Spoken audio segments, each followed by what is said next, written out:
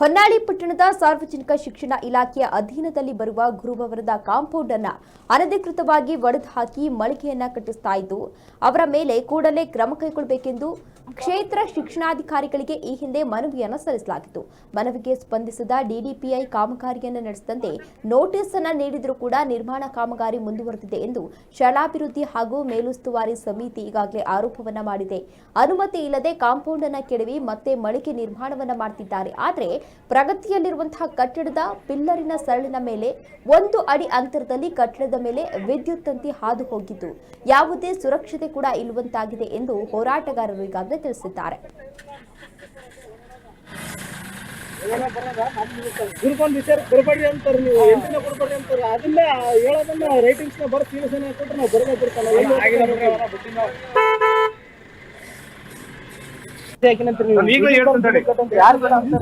ಅದೇ ನಮ್ ಪ್ರಾಪರ್ಟಿ ಎಲ್ಲ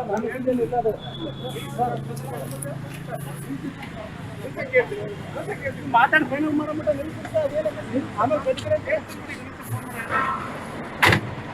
ಎಲ್ಲಿಂದ ಬುಕಿಂಗ್ ಆದ್ರೆ ಅದು ಸುಮ್ಮನೆ ಏನು ನಾವು ಹೇಳ್ತಾರೆ ನಾವು ನೀವು ಬರ್ಬೇಡ್ರಿ ಅಂತ ನಮ್ಮ ರೆಡಿ ಆಗಿದ್ದಾರೆ ಮಾಡ್ಕೊಂಡು ಹೋಗ್ತಾರಂತೆ ನೀವು ಹಂಗ್ ಮಾಡಿ ಹಂಗ್ ಮಾಡ್ಕೊಂಡು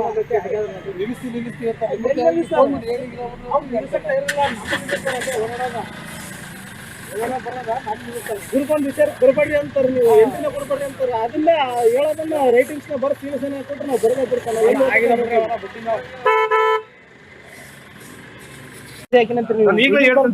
ಯಾರು ಬೇಡ ಅಂತಾರೆ. ಅದೇ ನಮ್ ಪ್ರಾಪರ್ಟಿ ಎಲ್ಲ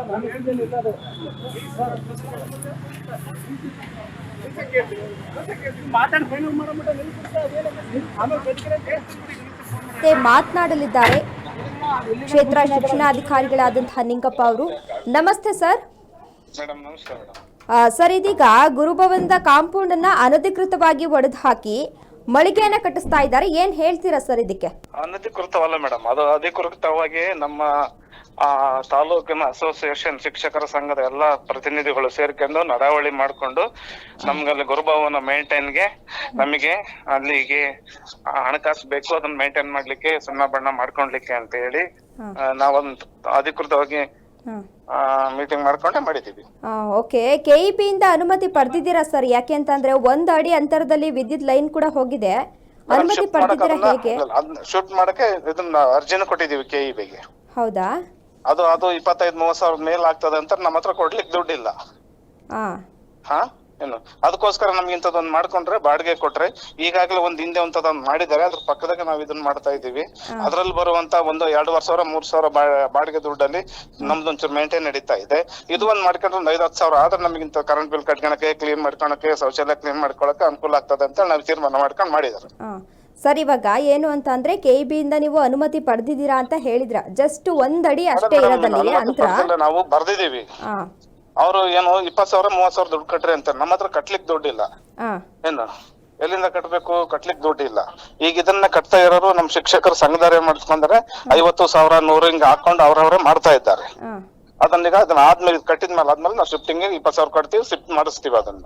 ಸರಿ, ನೀವು ಹೀಗೆ ಹೇಳಿದ್ರಲ್ಲ ಸರ್, 1 ಅಡಿ ಅಂತರ ಇದೆ ಅಷ್ಟೇ ಅಲ್ವಾ? ಇದಕ್ಕೆ ಯಾರಿಗಾದ್ರೂ ಏನಾದ್ರೂ ಹೆಚ್ಚು ಕಡಿಮೆ ಆದ್ರೆ ಯಾರು ಹೊಣೆ ಹಾಕ್ತಾರೆ? ಏನು ಆಗದಂಗ ನಾವು ವ್ಯವಸ್ಥೆ ಮಾಡ್ತೀವಿ ಮೇಡಮ್ ಅಲ್ಲಿ. ಓಕೆ, ಏನ್ ವ್ಯವಸ್ಥೆ ಮಾಡ್ಬೇಕು ಅಂತ ಅನ್ಕೊಂಡಿದೀರಾ? ಮೇಡಮ್, ಕೆಬಿ ಅವ್ರನ್ನ ಪ್ರಶ್ನೆ ಕೇಳ್ತೀವಿ, ಅದಕ್ಕೆ ಕೆಬಿ ಅವ್ರನ್ನ ಆನ್ಸರ್ ತಗೊಳ್ತೀವಿ, ಅವ್ರ ಮಾರ್ಗದರ್ಶನ ತಗೊಳ್ತೀವಿ, ಇದಕ್ಕೆ ಏನ್ ಮಾಡ್ಬೇಕು ಅಂತ ಕೇಳಿ ತಗೊಂಡ್ ಮಾಡ್ತೀವಿ. Okay okay sir, thank you sir. Okay, ಧನ್ಯವಾದಗಳು.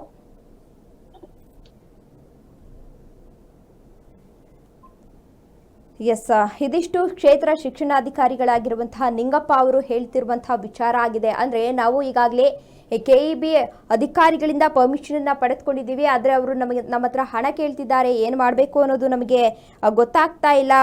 ಏನು ಹೆಚ್ಚು ಕಡಿಮೆ ಆಗದಂಗೆ ಅಂತ ಅಂದ್ರೆ ಏನು ಅಂತರದಲ್ಲಿದೆ, 1 ಅಡಿ ಅಂತರ, ಜಸ್ಟ್ 1 ಅಡಿ ಗ್ಯಾಪ್ ಇದೆ ಅಷ್ಟೇ ವಿದ್ಯುತ್ ಲೈನ್ಗೆ ಮತ್ತೆ ಈ ಕಟ್ಟಡಕ್ಕೆ.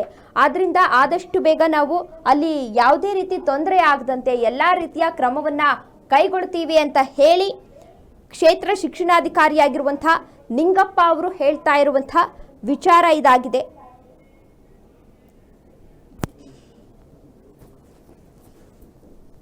ಕಟ್ತೀವಿ ಅಂತ ಹೇಳ್ತಾರಲ್ಲ, ಒಂದು ಸುರಕ್ಷತೆ ಅಂತ ಗೊತ್ತಿಲ್ಲ ನೋಡ್ರಿ.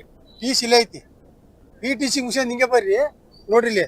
ಇಲ್ಲಿ ಕಟ್ಟಿದಾರಲ್ಲ ಮುಕ್ಕ ಒಂದಡಿ ಪಿಲ್ಲರ್ ಒಳಗೆ ಲೈನ್ ಬರ್ತೈತಿ ನೋಡಿ. ಆ ಕಡೆ ಬಿಲ್ಡಿಂಗ್ ಕಟ್ಟಿದ್ದಾರೆ, ಆ ಕಡೆ ಬಿಲ್ಡಿಂಗ್ ಕಟ್ಟಿರೋದು ಅದು ಅವೈಜ್ಞಾನಿಕ. ಇವ್ರು ಯಾವ್ದು ಪರ್ಮಿಷನ್ ಇಲ್ಲದೆ ಈ ತರ ಕಟ್ಟಿ ಅಂತ ಬರ್ತಾರಲ್ಲ, ಸಾರ್ವಜನಿಕರಿಗೆ ಸುರಕ್ಷೆ ಕೊಡ್ತಾರೆ ಇವರು. ಎಲ್ಲ ಕಡೆ ಇದೇ ಕೆಲಸ ಮಾಡ್ತಾರೆ ಇವರು. ಇದೇನಪ್ಪ ಪರ್ಮಿಷನ್ ಇಲ್ಲ ಅದಕ್ಕೆ ನಾಟ್ ಯಾಕಪ್ಪ ಅಂದ್ರೆ ಒಂದು ದಬ್ಬಳಿಕೆ ಮಾಡ್ಕೊಂಡವ್ರು. ಯಾರು ನಮ್ಗೆ ಕೇಳೋರು, ನಮ್ನ ಯಾರು ಹೇಳೋರು? ಧಮಕಿ ಹಾಕೋದು. ಒಂದು DDPIಗೆ ಆದೇಶಕ್ಕೆ ಇವ್ರು ಕಿಮ್ಮತ್ ಕೊಡ್ತಾ ಇಲ್ಲ. ಮತ್ತೆ ಇದೇ ಶಿಕ್ಷಕರು ಇವ್ರು ಕಾನೂನು ಉಲ್ಲಂಘನೆ ಮಾಡ್ತಾ ಇದಾರೆ ಇವ್ರು ಅಂದ್ರೆ. ಮತ್ತೆ ಇವ್ರು ಯಾರಿಗೆ ಮಕ್ಳಿಗೆ ಏನ್ ರೂಲ್ಸ್ ರೆಗ್ಯುಲೇಷನ್ ಹೇಳ್ಕೊಡ್ತಾರೆ ಇವರು? ಇವರೇ ಕಾನೂನು ಉಲ್ಲಂಘನೆ ಮಾಡ್ಕೊಂತ ಈ ರೀತಿ ಹೋದ್ರೆ ಇವ್ರು ಮಕ್ಳು ಯಾವ ರೀತಿ ಪಾಠ ಮಾಡ್ತಾರೆ ಇವರು? ನೋಡ್ರಿ, ಈ ಲೈನಿಂದು ಫುಲ್ ಇಲ್ಲಿ ಯಾರು ಅದೇ ಒಬ್ಬ ರೈತ ಎಲ್ಲರೇ ಹಳ್ಳಿಗಳಲ್ಲಿ ಮನೆ ಕಟ್ಬೇಕಪ್ಪ ಅಂದ್ರೆ 4 ಕಡೆ ಹಿಂದಕ್ಕಿರ್ಬೇಕು, ಅದಕ್ಕೆ ತನಕ ನೀವು ಮನೆ ಕಟ್ಬೇಡಪ್ಪ ಅಂತ ಹೇಳಿ ಪರ್ಮಿಷನ್ ತಗೋಬೇಕು. ಅವ್ನ ಪರ್ಮಿಷನ್ಗೆ 15 ದಿವಸ ತಿಂಗಳಗಟ್ಟೆ ಓಡಾಡಿದ್ರು KVR ಪೈಪ್ ಹಾಕಿ ಕಟ್ಟಿ ಅಂತಾರೆ. ಇಲ್ಲಿ ಹೆಚ್ಚು ಕಮ್ಮಿ ಲೈನ್ ಇಡಲೇಸಿ ಪಿಲ್ಲರ್ ಹೋಗ್ತೈತಿ ನೋಡ್ರಿ, ಒಂದಡಿ.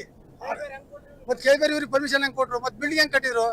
ಹಂಗಾಗಿ ಇವ್ರು ಎಲ್ಲ ಕಾನೂನು ಉಲ್ಲಂಘನೆ ಮಾಡ್ತಿರೋದು. ಈ ಉದ್ದೇಶಪೂರ್ವಕವಾಗಿ ನಾವು ನಿಲ್ಸ್ಬೋದ ನಾವು ಪಡ್ತೀವಿ ಅಂತ ಹೇಳ್ತಾರಲ್ಲ, ಒಂದು ಸುರಕ್ಷತೆ ಅಂತ ಗೊತ್ತಿಲ್ಲ ನೋಡ್ರಿ.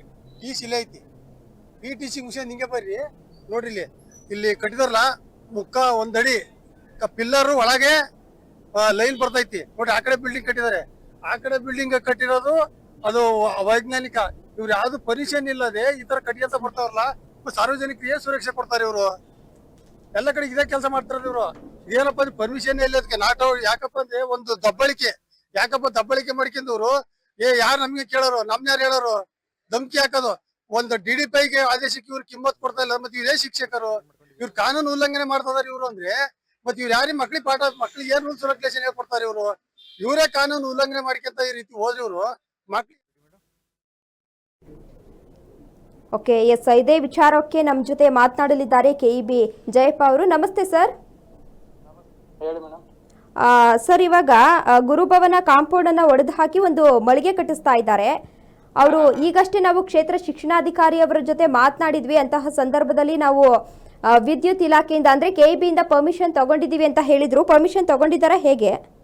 ಏನ್ ಗೊತ್ತಿಲ್ಲ ಮೇಡಮ್, ನಾನು ಇಲ್ಲೆಲ್ಲ ಫೀಲ್ಡ್ ಅಲ್ಲಿ ಅದೀನಿ, ಹೋಗ್ತೀನಿ ಈಗ ಒಂದು 1/4 ಗಂಟೆಗೆ ಹೋಗಿ ನೋಡ್ತೀವಿ.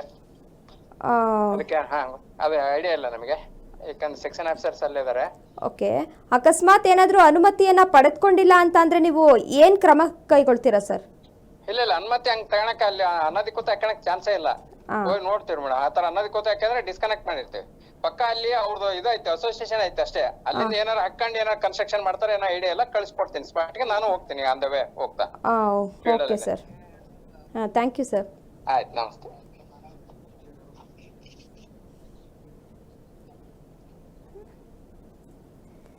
ಎಸ್, ಅಂದ್ರೆ ಅನಧಿಕೃತವಾಗಿ ಕಟ್ಟಡವನ್ನ ಕಟ್ಟಿಸಲಾಗ್ತಾ ಇದೆ ಅಂತ ಹೇಳಿ ಸಾರ್ವಜನಿಕರು ಇದೀಗ ಸಾಕಷ್ಟು ಆಕ್ರೋಶವನ್ನ ವ್ಯಕ್ತಪಡಿಸ್ತಾ ಇದ್ದಾರೆ. ಅಂದ್ರೆ ಕ್ಷೇತ್ರ ಶಿಕ್ಷಣಾಧಿಕಾರಿಗಳಿಗೆ ನಾವು ಹಿಂದೆ ಮನವಿಯನ್ನ ಸಲ್ಲಿಸಲಾಗಿತ್ತು, ಮನವಿಗೆ ಯಾವುದೇ ರೀತಿ ಸ್ಪಂದಿಸ್ತಾ ಇಲ್ಲ ಅಂತ ಅಲ್ಲಿನ ಸಾರ್ವಜನಿಕರು, ಸ್ಥಳೀಯರು ಈಗಾಗಲೇ ಆಕ್ರೋಶವನ್ನ ವ್ಯಕ್ತಪಡಿಸಿದ್ರು. ಅಂತಹ ಸಂದರ್ಭದಲ್ಲಿ ನಾವು ಈಗಾಗಲೇ ಕರೆ ಮಾಡಿದ್ವಿ, ಕ್ಷೇತ್ರ ಶಿಕ್ಷಣಾಧಿಕಾರಿಯಾಗಿರುವಂತಹ ನಿಂಗಪ್ಪ ಅವ್ರಿಗೂ ಕೂಡ ಈಗಾಗಲೇ ಕರೆ ಮಾಡಿದ್ವಿ. ಅವರು ಹೇಳಿದ್ರು ನಮಗೆ ಮೇಂಟೆನೆನ್ಸ್ಗೆ ತೊಂದರೆ ಆಗ್ತಾ ಇದೆ, ಹಾಗಾಗಿ ನಾವು ಈ ರೀತಿ ಕಟ್ಟಡವನ್ನ ಕಟ್ಟಿಸ್ತಾ ಇದ್ವಿ. ಇದು ಅನಧಿಕೃತವಾಗಿ ಅಲ್ಲ, ಪರ್ಮಿಷನ್ ಪಡೆದುಕೊಂಡು ನಾವು ಕಟ್ಟಡವನ್ನ ಕಟ್ಟಿಸ್ತಾ ಇದ್ದೀವಿ ಅಂತ ಹೇಳಿ ಈಗಾಗಲೇ ಕ್ಷೇತ್ರ ಶಿಕ್ಷಣಾಧಿಕಾರಿಯಾಗಿರುವಂತಹ ನಿಂಗಪ್ಪ ಅವರು ಕೂಡ ಹೇಳಿದ್ರು. ಅದಾದ ಬಳಿಕ ನಾವು KEB ಜಯಪ್ಪ ಅವರಿಗೆ ಕರೆ ಮಾಡಿದ್ವಿ. ಅವರು ಕೂಡ ಹೇಳಿದ್ರು ಅಂದ್ರೆ ನಮಗೆ ಅದ್ರ ಬಗ್ಗೆ ಮಾಹಿತಿ ಇಲ್ಲ, ಅಂದ್ರೆ ಅನುಮತಿ ತಗೊಂಡಿದ್ದಾರೋ ಇಲ್ವೋ ಅದ್ರ ಬಗ್ಗೆ ಮಾಹಿತಿ ಇಲ್ಲ, ಆಫೀಸ್ಗೆ ಹೋಗಿ ಕಚೇರಿಗೆ ಹೋಗಿ ಅದನ್ನ ಕನ್ಫರ್ಮೇಶನ್ ಮಾಡ್ಕೊಳ್ತೀವಿ ಅಂತ ಹೇಳಿದ್ರು. ಅದ್ರ ಜೊತೆಗೆ ಯಾವ ರೀತಿ ಕ್ರಮವನ್ನ ಕೈಗೊಳ್ತೀರಾ ಅಂತ ಕೇಳಿದ್ದಕ್ಕೆ